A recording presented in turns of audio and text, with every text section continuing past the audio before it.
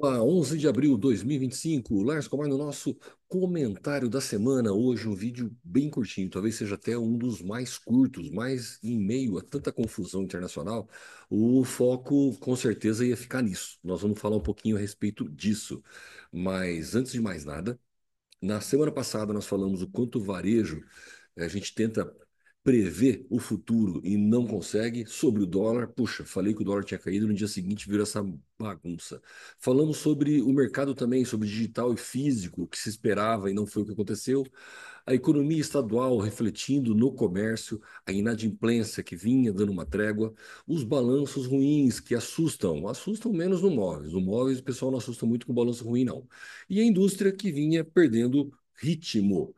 E antes da gente falar um pouco dessa guerra, bom, você que está preocupado em ver o vídeo apenas para saber como é que está o mercado de imóveis aqui no Brasil, só isso, mais nada, eu te falo que deu uma esfriada assim, tá? Olhando até para os próprios números do grupo, diminuiu um pouquinho a carteira de pedidos em aberto e aumentou muito a reclamação de que esses pedidos estão lá meio parado, o pessoal segurando, não liberando para entregar, reflexo já do varejo. A gente sabe que o varejo ia dando uma esfriadinha, já se esperava que a própria questão inflacionária no Brasil ia comer o poder aquisitivo, ia deixar as coisas um pouco mais lentas, e isso está ocorrendo. Nada fora do padrão, nada fora do previsto. Obviamente, ninguém gosta disso, porque essa enfraquecida, vamos dizer assim, faz com que a concorrência entre empresas entre em desespero. Não é só para fornecedor de matéria-prima, não é só para a indústria, não é só para o varejo, é para todo mundo. E isso fica muito ruim. Mas vamos lá para o que hoje é assunto e é o mais importante. O mundo está em guerra, como isso afetará a sua vida, a minha vida, a nossa vida? Vai afetar sim, tá? E não é aquilo que o pessoal fala assim, nossa, isso vai dar inflação, vai diminuir o mercado. Não, a coisa é mais embaixo. Assiste até o final e eu tenho certeza que serão alguns insights que talvez você ou não pensou nisso ou já tinha pensado, mas que vai reforçar. E que talvez esse vídeo seja útil para você compartilhar com alguém que não está entendendo ou pode não estar atento ao que irá inevitavelmente acontecer com a gente. Porque irá acontecer com a gente inevitavelmente, porque já foi dado o start. Então, mesmo que os governos todos voltem atrás, mesmo que o governo americano volte atrás do que ele está fazendo, é, isso já não tem mais conserto. Já deixou a sequela ali, já deixou a raiz. E antes de mais nada, porque esse governo é maluco, olha, de doido e burro ele não tem nada. Não ficou bilionário e não chegou até lá porque não tem capacidade. Na verdade, nós não sabemos e nunca vamos saber se aqui no Brasil, se na tua cidade você não sabe o que os governantes estão pensando ou fazendo, o que parece não é aquela intenção, quanto mais um cara desse, tá? A gente só tem que ir acompanhando e ver o quanto isso vai respingar na vida da gente. Eu vou até deixar um link também aqui no card de um vídeo que um dos filiados passou, que mostra um comentarista explicando de uma forma mais macro, se você quiser assistir, sobre o motivo real disso tudo. Aí dá para a gente entender, a coisa é muito mais embaixo. Mas é um vídeo bem mais técnico, se você quiser assistir lá. Aqui eu prometo que eu vou ficar numa linguagem bem simples. Como que isso vai afetar? Pode não, vai afetar a nossa vida. Bom, a guerra, o que ela trouxe? Suspensão de pedidos e entregas, então no mundo inteiro, os produtos que estavam circulando de um lugar para outro automaticamente dá aquela suspendida. Tá, eu tô. Pensa da seguinte forma, tá? Um exemplo. A Land Rover Jaguar, ela entrega, me parece, entre 400 e 600 mil veículos nos Estados Unidos por ano. Ela já barrou os pedidos, ela já segurou as entregas. Por quê? Porque ela não sabe por quanto isso vai entrar nos Estados Unidos ou não. Pelo sim, pelo não, segura a produção. Tá, mas e quem produz o tecido, o banco? Quem produz o tecido que vai no banco, ou o couro? Quem faz a pintura do tecido que vai no couro? A cadeia toda vai dar uma freada por conta disso, os pedidos serão suspensos. Dei um exemplo de veículo, mas absolutamente tudo entra nisso. Veio a suspensão dos investimentos. Sim, imagina que você tem um dinheirinho sobrando aí, ou você é um desses que tem bastante dinheiro sobrando, você vai investir em produção. comprar uma fazenda para plantar soja, ou você vai comprar, montar uma nova unidade fabril do produto que você faz, ou você tem uma loja, você vai montar uma loja em mais um lugar, e de repente vem uma história dessa de que pode entrar em recessão, pode bagunçar o mercado, você vai colocar o teu dinheiro. Ou você aplica ele, está com juro mais alto, deixa ele quietinho, daqui a pouco a gente vê. Pois é, os investidores do mundo inteiro fizeram isso. Então, aonde você vai ter que investir, espera, vamos esperar o quanto isso vai se organizar e depois a gente toma a decisão de novo.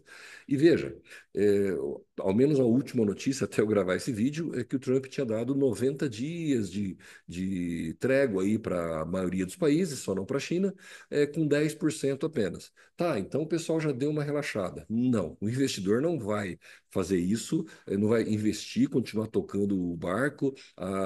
O exemplo que eu dei de Land Rover Jaguar, que saiu no noticiário, ela não vai falar, não, então pode voltar a comprar e entregar que nada vai acontecer. Já freou. E garantiu que freou por 90 dias. Porque durante 90 dias vai ficar nesse chove e não molha, esfriando, esfriando, esfriando, esfriando. É, essa suspensão dos investimentos, suspensão de pedidos, causa a quebra na cadeia de suprimento. É algo muito parecido, quebra na cadeia de suprimento, você deve ter ouvido isso um monte de vezes, é esquisita essa palavra, mas eu traduzo ela. É aquilo que aconteceu na pandemia. Os produtos não nascem completos. Um fornece uma parte para alguém, o outro fornece uma parte para o outro, você tem transporte, tem tudo. Quando alguém no meio do caminho fala, espera um pouquinho, atrasa uma semana o pedido, tudo isso vai desencadeando. Então nós já vamos ter aí um desequilíbrio mundial com tudo isso, porque é, usando ainda o exemplo de veículo, você tem peças produzidas no mundo inteiro. Mesmo que a gente não use exemplos de veículo, os móveis. Você já percebeu o móvel, tanto da linha de madeira como a linha de estofado, a quantidade de item importado que tem nele, de tudo quanto é canto, até a própria matéria-prima que vem, a base disso aí, tem muita coisa que vem de fora, tá? E vai interferir. Nada, nada. As máquinas para móveis na linha de painel no Brasil, houve uma enxurrada de máquinas chinesas. E aí, como é que vai ficar isso? Não sabemos. Mas, vamos lá. Se ela trouxe isso, o que ela vai causar de cara? Uma diminuição no volume de transações internacionais, queda de venda. Mas não é tão simples assim. Lerson, vai cair a venda, então vai dar uma queda de venda e vai resolver. É daqui para frente que o vídeo vai tomar base. Mas antes disso, eu tenho que contextualizar. Eu tenho que passar uma partezinha mais chata aqui um pouquinho, mas eu vou tentar simplificar ela, tá? Primeiro conceito. No mercado existe sempre um equilíbrio. Como assim? Tem uma pessoa, uma empresa que produz, uma que transporta, uma que revende, uma que consome. Vou dar um exemplo prático. Gosto de utilizar exemplo. Arroz. Arroz que eu e você compram no supermercado. Existe uma pessoa, uma empresa que produz, empresas que transportam, existe o supermercado que revende, existe nós que comemos e comemos bastante. Claro, existe uma cadeia disso aqui antes do arroz ser produzido na fábrica, mas é só para exemplificar, tá? Então, produz, transporta, vende, consome, isso tudo está em equilíbrio. Quanto de arroz é produzido lá, é plantado lá na ponta? No final das contas, o quanto a gente consome. Não se produz o dobro de arroz do que os seres humanos do planeta consomem. Existe um equilíbrio já no mercado. E há duas oportunidades de você crescer o teu negócio, a tua empresa. Crescer com o mercado. Como assim crescer com o mercado? O Brasil um dia foram 100 milhões de habitantes comendo arroz. Hoje, 200 milhões comendo arroz. Então, dobrou o tamanho do mercado. Se você produzia arroz na época, hoje você vai produzir o dobro. Por quê? Aumentou o consumo pelo dobro. Mas isso é lento, demora muito e mais arriscado. E a outra opção, morder a fatia de alguém. Se já está se vendendo arroz para 200 milhões de pessoas, você quer entrar nesse mercado, você vai lá e morde. Como que você consegue roubar essa fatia de alguém? Estou contextualizando, gente. No final você vai ver como isso tudo faz sentido e aonde é que isso vai estourar na gente no dia a dia, aí na tua empresa. Bom, você pode roubar essa fatia de alguém de diversas formas, tá? Um diferencial do teu produto, do teu serviço, aquilo que o concorrente não tem, então você vai vender mais do que ele, um ganho de escala, você produz numa quantidade muito maior, por isso você tem preço ou tem variedade, uma modernização, o teu produto, o teu serviço pode ser mais moderno do que os seus concorrentes, o seu processo de fabricação é mais moderno, trazendo uma melhor qualidade, um melhor preço, fazendo com que você consiga vender mais para aqueles do que o seu concorrente, ou morder a fatia dele. Logística, entrega pesa pra caramba. O marketing, a propaganda, talvez você tenha um poder de fogo maior, você sabe se posicionar melhor. E o tão famigerado preço. Ele está aqui maior, está aumentado. Se você tem um preço mais barato que o teu concorrente, você vai tirar a venda dele. Preço, não estou falando em lucro até aqui. Esse foi o primeiro conceito. Segundo conceito, tá? Há uma discussão sobre o que é melhor, lucro ou caixa. Peguei até uma página do Sebrae, se quiser buscar esse material deles aqui, ele explica. Lucro é o ganho total do negócio após as despesas, fluxo de caixa é dinheiro disponível para pagar as contas e manter a operação funcionando. Como funciona isso? Ou tentando explicar essa diferença do conceito das duas coisas. Você tem uma corrente de pensamento econômico que fala: uma empresa tem que ter lucro, então ela tem que sobrar. Vendeu 100 mil, tem que sobrar 1.000 ali no final todo mês. Existe uma corrente que fala que tem que ter dinheiro no caixa, que uma empresa que tem dinheiro no caixa nunca quebra, porque ela paga as contas porque tem dinheiro no caixa. O outro fala: não, tem que ter lucro que é para poder gerar esse caixa. E existe sim uma diferença. E vou te explicar como é essa visualização. E antes que alguém duvide alguma coisa, para mim, a minha opinião aqui é o lucro. O fluxo de caixa nunca entrou na minha cabeça, mas vou explicar eles para vocês aqui. Voltando àquela questão do equilíbrio de mercado. Como que a gente faz isso, tá? Para entender essa diferença do lucro ou de caixa. Digamos que hajam dois supermercados vendendo arroz. E nós todos aqui, um monte de pratão de arroz comendo, hein? É, Este supermercado A paga R$ 100 no quilo, na tonelada, sei lá, qualquer coisa. De arroz ele vende por 101. Vamos dizer que os mercados não têm mais nenhuma despesa, tá? Não tem funcionário, não tem imposto, não tem aluguel, não tem nada. É só pagar 100 e vende por 101. Então, comprei por 100, vendi por 101. Esse é o lucro. Simplesmente sobrou R$ 1. E o outro supermercado, o outro concorrente, também compra por 100 e vende por 101. Está equilibrado o mercado. Todo mundo compra por 100, vende por 101, tem R$ 1 de lucro. Mas daí vem um e fala: tá, e se eu vender por 99? O que vai acontecer? Nós, consumidores, é arroz tudo igual, a marca é a mesma, eles estão pagando 100 lá para o produtor do mesmo jeito, eu não vou pagar esse 101, eu vou comprar nesse lugar de 99. Esse mercado A, que ao invés de vender por 101, está vendendo por 99, R$ 1 abaixo do que está custando para ele vai vender mais? Vai. Claro, por mais ou menos que seja essa diferença, nós consumidores vamos começar a migrar para ele. Então ele aumenta a fatia dele do mercado. Ele vai conseguir vender muito mais arroz do que esse que vende com R$ 1 de lucro. Mas vendendo com 1 de lucro, ele não perde. Tá, mais ou menos. O fluxo de caixa, o prazo, vai postergar a falta de dinheiro.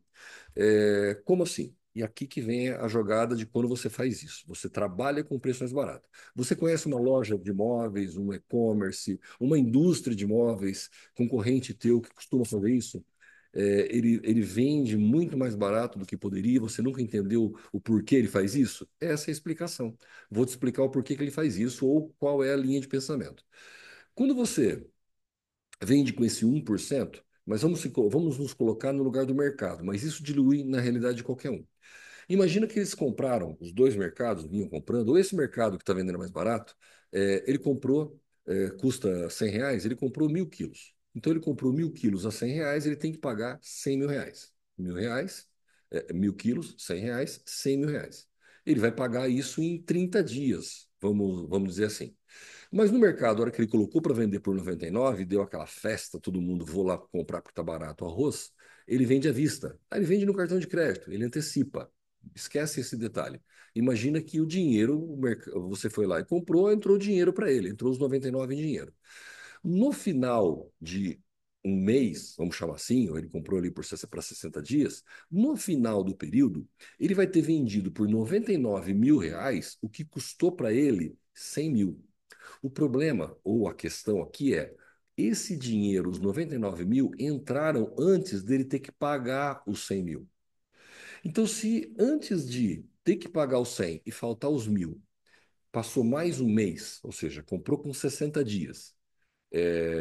Então, se ele comprou com 60, ele vendeu 100 mil, mas entrou só 99, que é o que ele vendeu.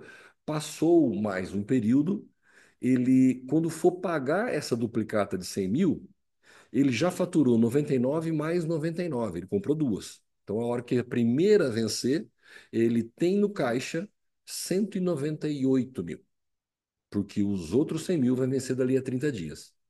Essa questão caixa e lucro. Mas não tem prejuízo, esse negócio não tem cabimento. Tá, mas é assim que funciona. Então, ele vai ter dinheiro no caixa. Você vai olhar, tá com dinheiro aplicado. Mas a hora que vencer vai faltar. Mas daí ele tem mais um mês para comprar, e mais um mês para comprar, mais um mês para pagar. E aqui ele vai empurrando isso com a barriga, literalmente. Mas como que isso pode funcionar? Ele pode funcionar da seguinte forma: o fluxo do caixa dele, esse prazo, vai postergar a falta do dinheiro. Conforme ele vai girando, isso vai postergando. Por exemplo, 1% dessa falta, esse prejuízo, vai demorar 100 meses para virar um faturamento do mês inteiro. E aí sim ele não ter grana para pagar. De 1% em 1% são 100 meses para dar 100%.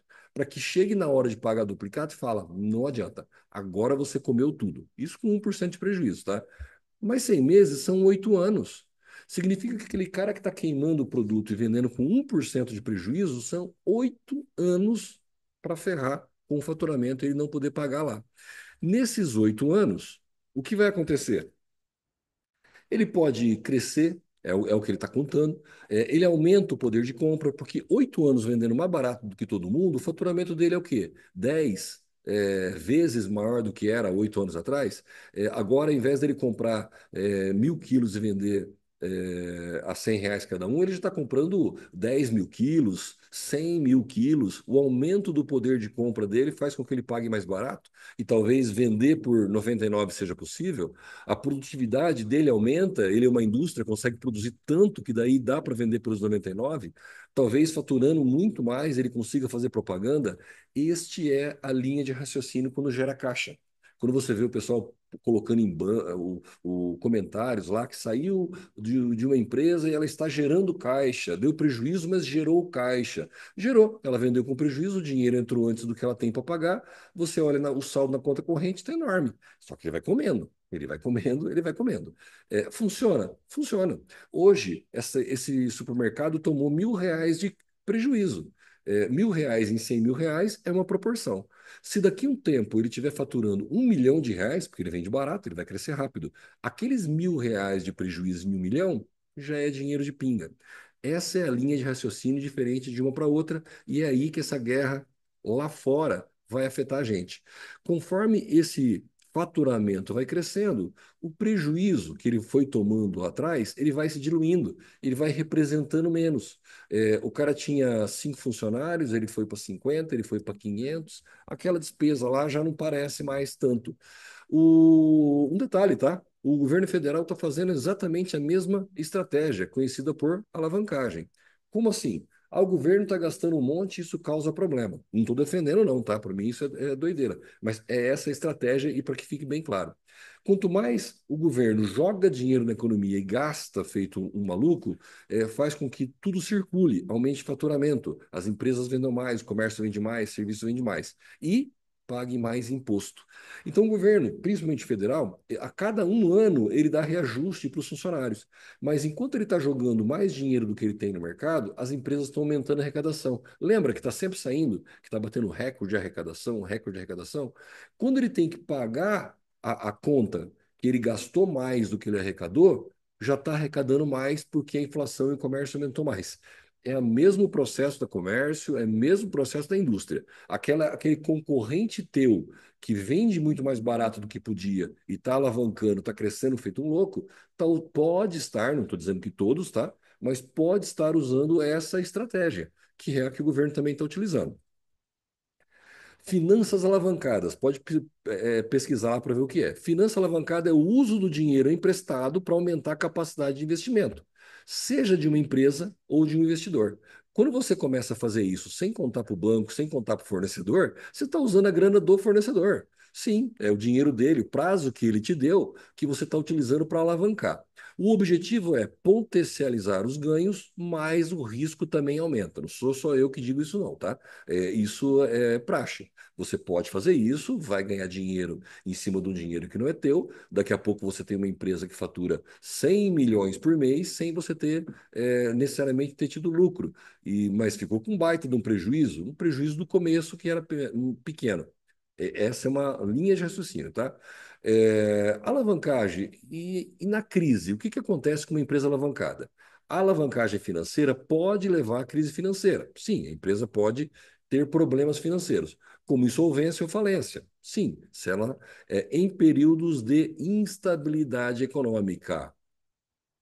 Tá. Aqui é onde entra a questão. Então você vendeu aquela história de pagou 100 mil, entrou 99, pagou 100 mil, entrou 99, mas ela não fica assim, porque senão ela quebra. O que ela faz? Ela compra 100 e vende por 99, daqui a pouco está comprando 300, vendendo por 297, daqui a pouco ela está vendendo 500 e pagando 495, e aí ela está sempre crescendo. Então o dinheiro que vai entrar, mesmo sendo menos do que custou, paga a conta do prejuízo anterior. Mas, e aqui a coisa toda se junta, a tendência e óbvia de tudo isso que foi feito pelo governo americano no mundo é que haja um esfriamento. Então, nós temos aí uma diminuição de venda de um país para o outro, que vai chegar na diminuição de venda dentro do nosso país. E isso não é só de exportação de imóveis, não, tá? Faz uma conta. Hoje, você sabe para qual país o Brasil mais exporta móveis? Bingo, Estados Unidos. E dali, acho que, se não me engano, 28, 29% exportado para lá. Mas como o Brasil exporta muito pouco do que produz, não é esse o fator apenas que vai ter lá. Mas olha como nós estamos no meio disso. De qualquer forma, quase um terço do que o Brasil exporta vai para os Estados Unidos, que colocou tarifas. Mas daí o Brasil exporta os outros dois terços para outros países. E os americanos estão de olho que depende para onde a gente exportar, depende de quem a gente comprar, ele vai aumentar a taxa. Então está nessa ameaça. Você, importador, se você fosse um importador de imóveis nos Estados Unidos, você colocaria um pedido agora, sem saber por quanto vai entrar lá daqui a 60 dias? Pode ser que o presidente da República simplesmente aumente a taxa. Isso já vai baquear. Bom, a China vai ter que se acertar, porque ela está derrubando, ela está derrubando a cotação da moeda dela para poder se equilibrar com os americanos, ou os americanos, na verdade, querem o contrário, querem que ela fortaleça para que o dólar possa cair para eles venderem mais, o negócio é bem complexo. E daí, o que que isso tem a ver com a gente, Laércio? Porque o yuan, a moeda lá da China, eles vão ter que mexer nessas cotações. Isso vai fazer com que o preço das coisas vindo da China aumentem. Pois é. Você sabe quanto de dobradiça, de corrediça, de acessórios para móveis são produzidos no Brasil e não vêm da China? Uma merreca. Enorme a participação. Quanto de tecido para fazer o sofá vem da China? Quanto de produtos químicos vem de fora? Então, se a moeda lá tiver que mexer para poder atender ou amenizar essa guerra no mundo, o preço desses insumos vem para cá. Aí vai gerar inflação? Sim, e vai fazer com que diminua a venda, ao menos a princípio. Então, aquilo que você ia importar, você já começa a segurar, não sabe o que vai acontecer, o que você ia exportar não vai acontecer. Final das contas, diminui, que seja, vamos chutar baixo, que essa recessão seja pouca e diminua 5% do faturamento de todo mundo. Ou seja, nem parece que vai afetar.